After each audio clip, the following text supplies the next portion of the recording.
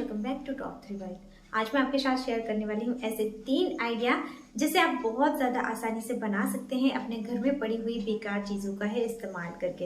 हमारे घर में ऐसी बहुत सारी चीज़ें होती है कि जिसका हम सही तरीके से इस्तेमाल ही नहीं करते हैं। अगर हम उसका सही तरीके से इस्तेमाल करें तो वो बेकार चीज़ें ही बहुत अच्छे और काम के ऑर्गेनाइज़र बन जाते हैं और हमारा काम बहुत ज़्यादा आसान हो जाता है। तो चलिए शुरू करते हैं आज का वीडियो। मैंने सिलाई की चीज़ों को रखकर इसमें दिखाया है, लेकिन आप बहुत सारे तरीकों से इसका इस्तेमाल कर सकते हैं। अगर आपको वीडियो अच्छा लगे तो लाइक करना, शेयर करना, चैनल पर नया है तो सब्सक्राइब करना बिल्कुल मत भूलना। तो सबसे पहले आइडिया के लिए मैं यूज़ कर रही हूँ इस तरीके का कंटेनर का। तो अगर आपके पास राउंड शेप का नहीं है तो आप स्क्वायर वाला भी ले सकते हैं। इस तरीके से मैंने एक पुराना जो कार्ड था शादी का उसे लिया है, उसके कार्डबोर्ड का मैं यूज़ कर रही हूँ। यहाँ पर हमें ज़्यादा टाइट और ज़्यादा सॉफ्ट नहीं चाहिए, तो ये एकदम बेस्ट है। तो देखिए इस तरीके से मैंने इसके मेज़रमेंट से कट कर लिया, थोड़ा सा एक्स्ट्रा रखा है।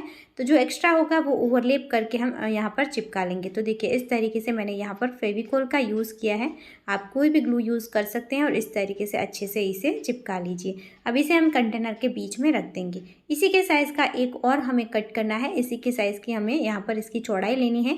इसकी लंबाई इस तरीके से आपको मेज़र करनी है। जो हमने एक कार्डबोर्ड रखा था उसके अंदर आ जाए और यहाँ पर बीच में आप जो भी चीज़ रखना चाहते हैं वो आ जाए। मैंने यहाँ पर एक रील रखी है धागे की, तो इस तरीके से ये सेट हो गया। अब जो भी एक्स्ट्रा था उसे इस तरीके से हम यहाँ पर भी फेविकोल की हेल्प से चिपका देंगे। तो देखिए ये हमारा बहुत ही ज़्यादा प्यारा सा ऑर्गेनाइज़र बनकर रेडी हो चुका है। मैंने यहाँ पर रील रखी हुई है।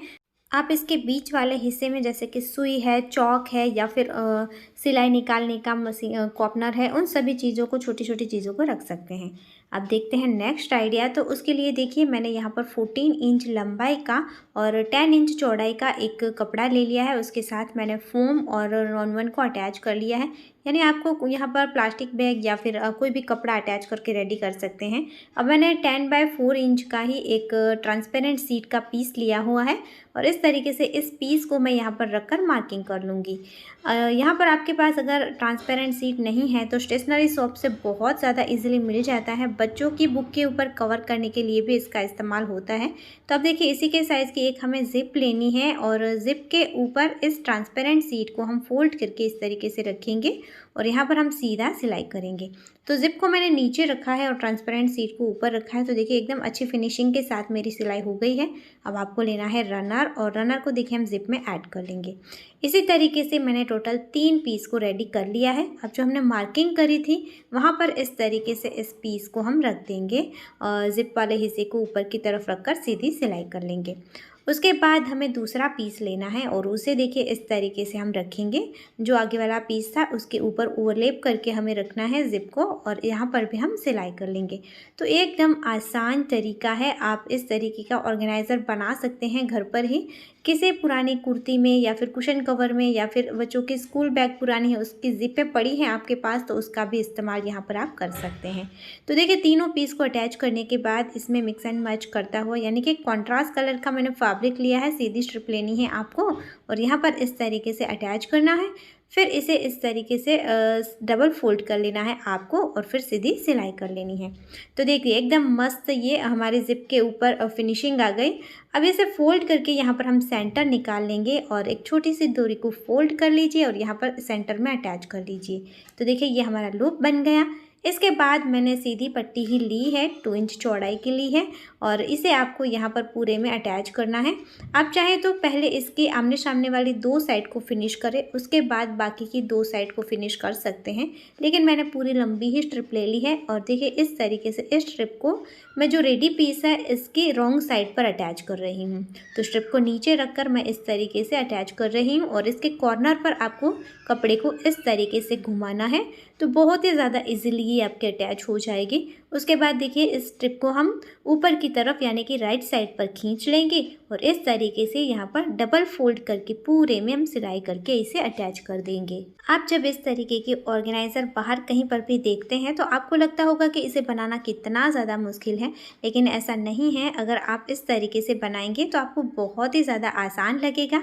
आप अपने खाली टाइम का इस्तेमाल करके इसे बना सकते हैं।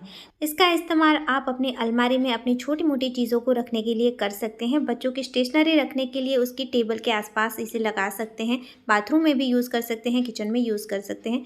कई तरीक़ों से इसका आप इस्तेमाल कर सकते हैं। अब देखते हैं नेक्स्ट आइडिया। तो उसके लिए देखिए मैंने एक फैब्रिक लिया है, ये 2 पीस लिए हैं मैंने।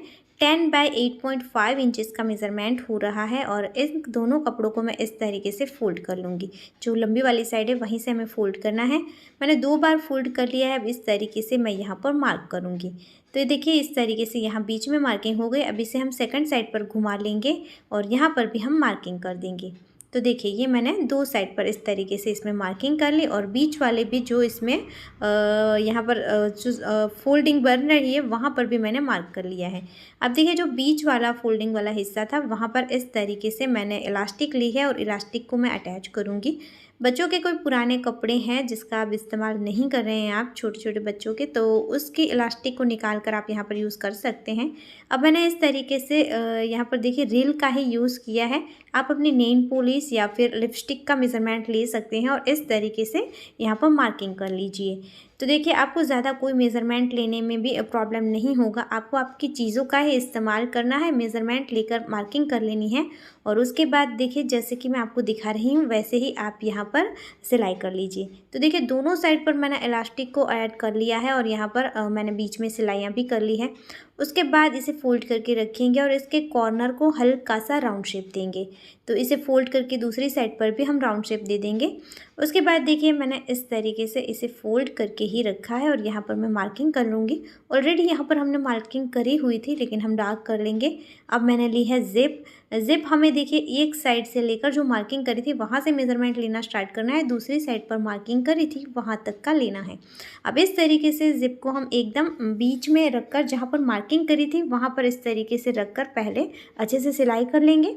उसके बाद इसे इस तरीके से देखिए हम सेकंड साइड पर घुमाएंगे। मैं आपको एकदम नज़दीक से दिखा रही हूँ, आई होप आपको अच्छे से समझ में आ रहा होगा। तो इस तरीके से आपको यहाँ पर ज़िप को अटैच करना है और यहाँ पर देखिए दोनों कपड़ों के बीच में मैंने फ़ोम का इस्तेमाल नहीं किया है। आप चाहें तो यहाँ पर फ़ोम या फिर प्लास्टिक बैग या फिर आटा बैग का इस्तेमाल कर सकते हैं, बुकरम का भी यूज़ कर सकते हैं। अब देखिए यहाँ पर एंड पर आने से पहले इस तरीके से मैंने यहाँ पर रनर ऐड कर लिया है। अब जो मार्किंग है वहाँ पर इस तरीके से इस ज़िप को घुमाकर हम सिलाई करेंगे और फिर पूरी को घुमा लेना है और कपड़े की जो दूसरी साइड थी वहाँ पर भी देखिए इस तरीके से हम इसे अटैच करते जाएंगे और पूरे में इसी तरीके से हमें ज़िप को अटैच कर लेना है।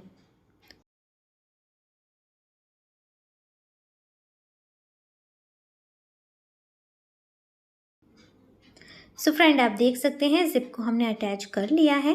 अब इस तरीके से हम इसे इसकी जो रॉन्ग साइड है उसे ऊपर की तरफ रख कर जो ज़िप की उठी हुई हिस्सा है यहाँ पर साइड है उसे दबाते हुए सिलाई करेंगे। यानी कि हमें यहाँ पर प्रेस स्टिच कर लेनी है जिससे कि कोई भी रफ एजेस भी बाहर नहीं दिखेगी, वो ज़िप के नीचे अच्छे से सेट हो जाएगा और यहाँ पर हमारी मजबूती भी आ जाएगी। तो देखिए ये एकदम अच्छी फिनिशिंग के साथ रेडी है। अब मैंने एक और कपड़ा ले लिया है 10 बाय 5 इंच का और इस कपड़े को मैंने बीच से फ़ोल्ड कर लिया है और इस तरीके से इसकी जो ओपन साइड है वहाँ पर मैं सिलाई कर लूँगी। सिलाई करने के बाद एक ही साइड खुली रही थी वहाँ से हम इसे सीधा कर लेंगे और सीधा करने के बाद जो ओपन साइड थी वहाँ से कपड़े को अंदर की तरफ फोल्ड करेंगे और यहाँ पर भी हम सीधी सिलाई कर लेंगे। तो देखिए इस तरीके का एक पीस रेडी हो चुका है।